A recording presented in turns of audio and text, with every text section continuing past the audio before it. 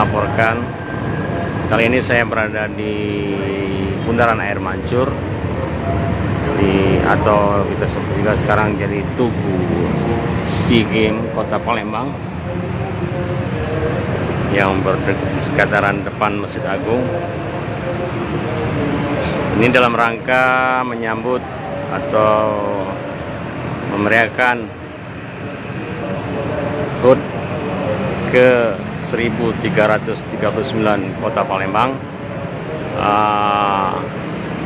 Air Mancur atau Tugu SEA Games Kota Palembang yang terletak di pusat Kota Palembang ini dilakukan pembersihan, itu disemprot dan pengecatan pilar-pilar bendera peserta SEA Games yang pernah berlangsung di Kota Palembang dan Jakarta. Jadi kita lihat tugas menggunakan penyemprot air, pump jet, membersihkan ini.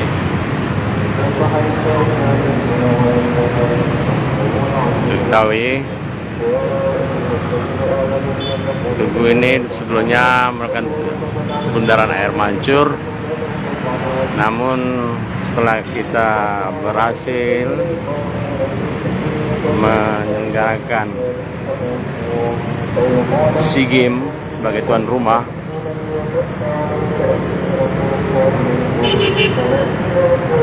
di sini Tugu Bundaran Air Mancur disulap menjadi Tugu SEA Games Kota Palembang. Jadi sudah selayaknya ini untuk dipercantik. Pantauan lapangan terlihat